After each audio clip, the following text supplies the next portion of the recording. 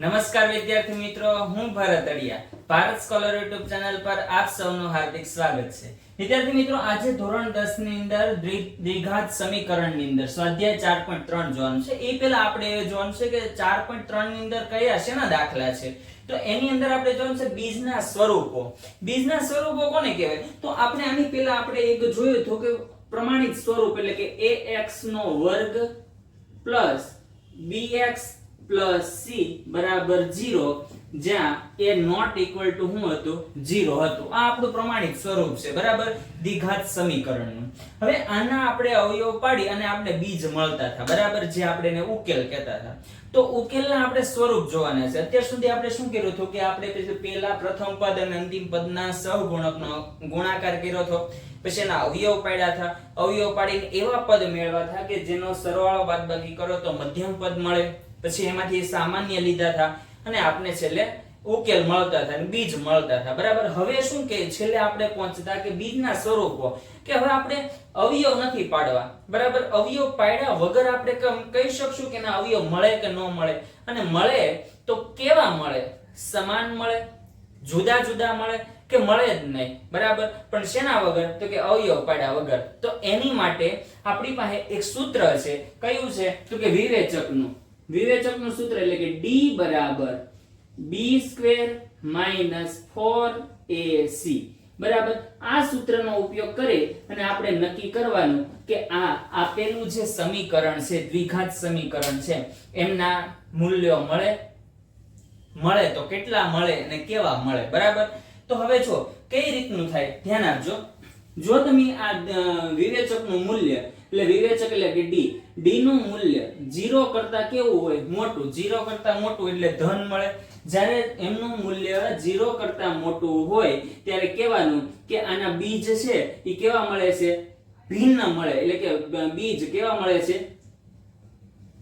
ભિન્ન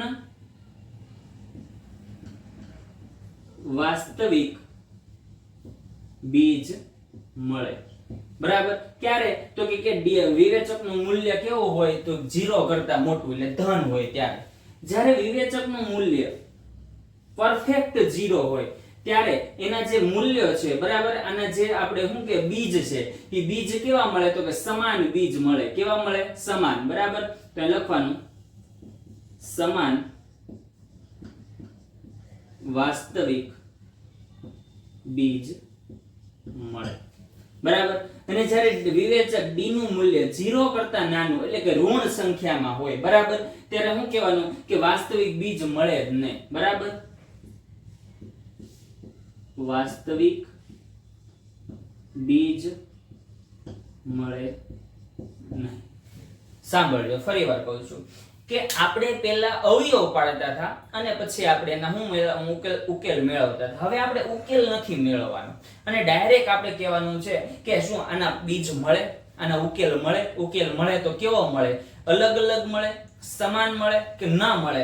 તો એ કોના ઉપર મળે? તો કે વિવેચક ઉપરથી. વિવેચકનું સૂત્ર શું છે? b² - 4ac, બરાબર. જ્યારે વિવેચક 0 કરતા મોટો હોય, બરાબર, ત્યારે ભિન્ન વાસ્તવિક બીજ મળે. 0 જેવડો હોય વિવેચક ત્યારે સમાન વાસ્તવિક બીજ મળે, અને 0 કરતા નાનો હોય ત્યારે કોઈ વાસ્તવિક બીજ મળતું નથી. હવે આ તો આપણે આની ઉપરથી આ તો નક્કી કરી નાખ્યું બીજ મળે નથી મળતા, પણ હવે કેવા મળે? ડાયરેક્ટ મેળવવા હોય તો અવયવ પાડ્યા વગર, તો એનું પણ એક સૂત્ર છે. એના સૂત્ર છે, સાંભળજો. જ્યારે એવું આવે ને કે ભિન્ન વાસ્તવિક બીજ મળે ત્યારે કયું સૂત્ર વાપરવાનું? તો ધ્યાન આપજો. x બરાબર -b/2a પ્લસ ઓર માઇનસ, એકવાર પ્લસ ને એકવાર માઇનસ, વર્ગમૂળની અંદર b² - 4ac આખાના છેદમાં 2a, બરાબર. જ્યારે બે ભિન્ન મળવા, ભિન્ન એટલે બે જુદા જુદા મળવાના, ત્યારે શું કરવાનું? એકવાર પ્લસ વાળું એકવાર માઇનસ વાળું. હાલો આપણે લખી જ નાખીએ જુદા જુદા. એકવાર આ પ્લસ વાળું અને બીજો બીજ શું મળશે? તો કે -b/2a માઇનસ, એકવાર પ્લસ હતું હવે માઇનસ, વર્ગમૂળમાં b² - 4ac આખાના છેદમાં 2a, બરાબર. અને હવે જ્યારે સમાન બીજ મળે ત્યારે, તો કે સમાન બીજ મળે ને ત્યારે પણ સૂત્ર છે શું? તો કે x બરાબર -b/2a 2a બરાબર. આ એનું શું છે સૂત્ર છે. આ સૂત્ર ઉપરથી આપણે એના આપણે બીજ મેળવવાના છે. કોના? તો કે દ્વિઘાત સમીકરણના. બરાબર. તો આ હતું એની થિયરી હતી. હવે થિયરી આધારિત આપણે દાખલા જોવાના છે.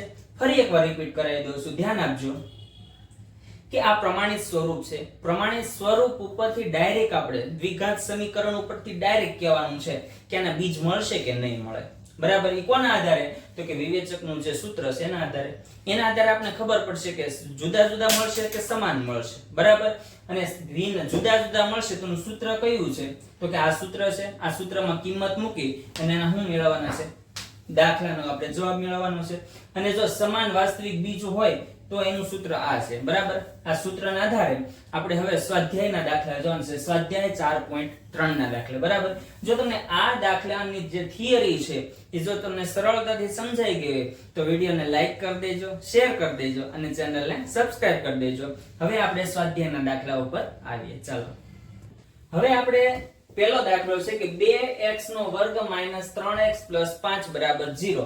હવે આને આપણે શું કરવાનું છે? તો વિવેચકના આધારે નક્કી કરવાનું છે કે આના અવયવ પડે કેટલા પડે, સમાન મળે કે જુદા જુદા મળે કે અવયવ ના પડે. બરાબર. અને આના આધારે પછી આપણે એના અવયવ પડવાનું પછી સૂત્ર આધારિત કરવાનું છે. ચાલો જોઈએ. હવે એમાં જો a બરાબર આપણે છે ને પેલા કિંમત લખી નાખવાની. તો કે a બરાબર કેટલા છે? તો કે 2. બરાબર. ધ્યાન આપજો. a બરાબર 2, b બરાબર -3 અને c બરાબર 5. બરાબર. વિવેચકનું સૂત્ર શું છે? તો કે d બરાબર b નો વર્ગ -4ac. બરાબર. સૂત્રમાં કિંમત મૂકો. b બરાબર કેટલા? તો કે -3 m નો વર્ગ -4 a બરાબર 2 અને c બરાબર 5. બરાબર. ચાલો 3 નો વર્ગ 9 માઈનસ 4 દુ 8, 8 પંચા ને 40, 8 પંચા 40. બરાબર. 40 માંથી 9 જાય એટલે 31 વધે તો મોટા પદની નિશાની માઈનસ. આપણે જો પેલા ભણ્યા હતા કે જો વિવેચકનું મૂલ્ય ઋણ આવે બરાબર તો એનો વાસ્તવિક ઉકેલ મળે નહીં. તો આનું ઋણ આવ્યું એટલે લખવાનું કે d કેવો છે? 0 કરતા નાનો હોવાથી વાસ્તવિક બીજ મળે નહીં. જો એ દાખલો પૂરો થઈ ગયો. હવે આનાથી કાંઈ આગળ જવાની આપણે નથી. બરાબર. શું છે નહીં, આપણે અહીંયાથી જ આગળ વધવાનું. હવે અહીંયા જો 0 હવે આગળ જોઈએ. બરાબર. ચાલો ધ્યાન આપો. અહીંયા જુઓ a બરાબર કેટલા આપ્યા? તો કે 3.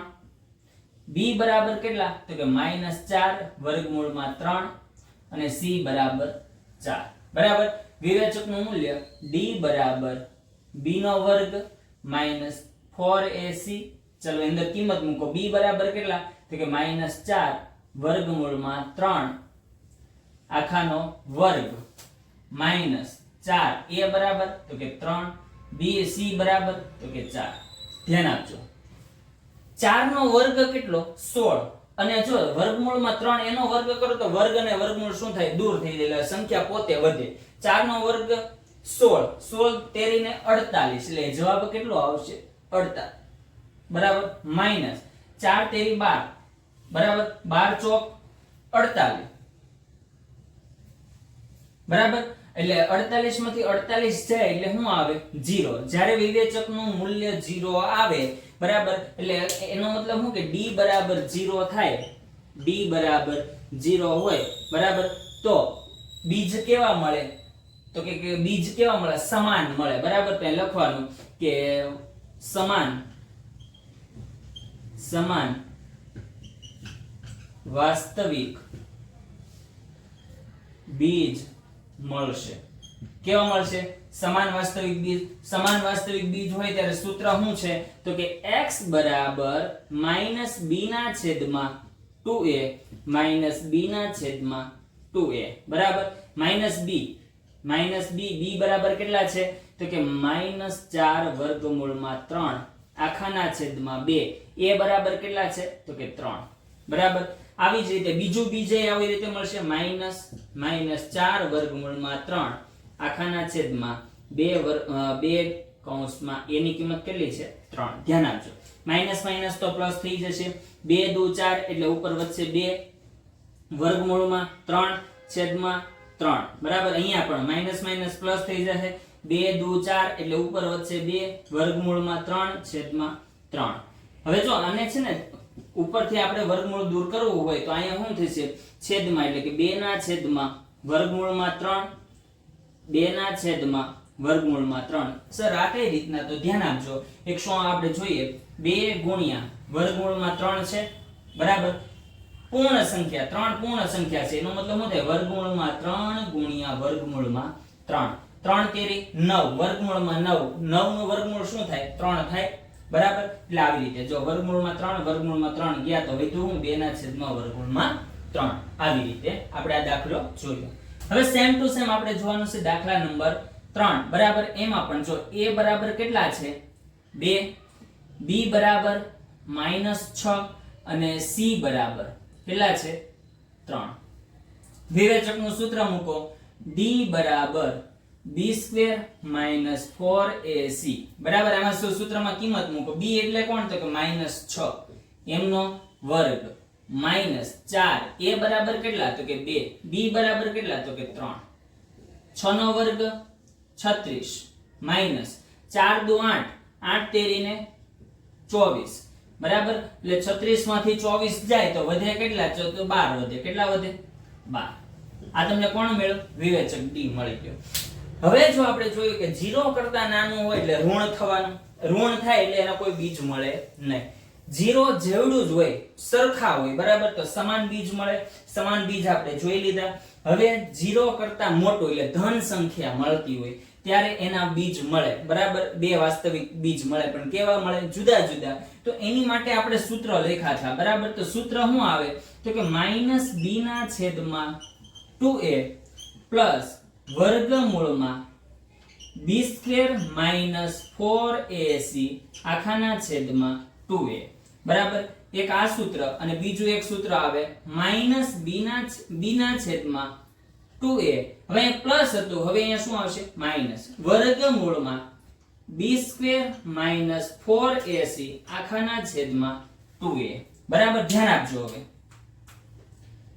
-b ની કિંમત કેટલી છે તો કે માઈનસ તો સૂત્રના છે એ -6 આખાના છેદમાં 2 ગુણ્યા a બરાબર કેટલા છે 2 પ્લસ ની નિશાની b² - 4ac b² - 4ac એટલે વર્ગમૂળમાં કેટલા આવશે 12 છેદમાં 2 કૌંસમાં a ની કિંમત એટલે કેટલા છે તો કે 2 બરાબર આનું સાદુરૂપ આપો ચાલો જો 2 તેરી 6 થશે બરાબર એટલે માઈનસ માઈનસ પ્લસ થઈ જાય એટલે 3 ના છેદમાં 2 બરાબર પ્લસ ની નિશાની 12 એટલે 4 તેરી 12 બરાબર 4 નું વર્ગમૂળ કેટલું થાય તો કે 2 અને છેદમાં વર્ગમૂળમાં અંદર તો કેટલા છે 3 હવે જો 2 પાછા કેન્સલ થશે અહીંયા ધ્યાન આપજો 2 ગુણ્યા 2 કેન્સલ થઈ ગયા તો આવ્યું 3 ના છેદમાં 2 પ્લસ વર્ગમૂળમાં 3 ના છેદમાં 2 છેદ સરખો હોવાથી ડાયરેક્ટ જ જવાબ લખવાનો 3 પ્લસ વર્ગમૂળમાં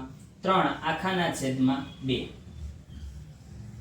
બરાબર હવે અહીંયા ધ્યાન આપો આ ભાગમાં સેમ ટુ સેમ દાખલો સેમ ટુ સેમ પણ નિશાની શું આવશે જુદી આવશે બરાબર જુદી આવે એટલે આને એમ લખો તો જો આખો જ દાખલો ગણો છું કૌંસમાં b ની કિંમત છે -6 આખાના છેદમાં 2 ગુણ્યા a ની કિંમત છે 2 માઈનસ નિશાની b² - 4ac b² - 4ac બરાબર કેટલા મળ્યા 12 પણ કેવા અહીં લખવાના છે વર્ગમૂળમાં આખાના છેદમાં 2 ગુણ્યા 2 બરાબર માઈનસ માઈનસ પ્લસ થઈ જાય 2 તેરી 6 એટલે 3 ના છેદમાં 2 વધશે માઈનસ અહીંયા પણ 12 છે એટલે 12 ના અવયવ એટલે આવી રીતે લખાય ધ્યાન આપો 12 એટલે શું થાય વર્ગમૂળમાં 4 ગુણ્યા 3 4 નું વર્ગમૂળ કેટલું થાય તો કે 2 અને વર્ગમૂળમાં 3 છેદમાં 2 ગુણ્યા 2 બરાબર 2 કેન્સલ થઈ જાય એટલે 3 ના છેદમાં 2 માઈનસ વર્ગમૂળમાં 3 ના છેદમાં 2 છેદ સરખો હોવાથી જવાબમાં શું આવશે 3 માઈનસ વર્ગમૂળમાં 3 ના છેદમાં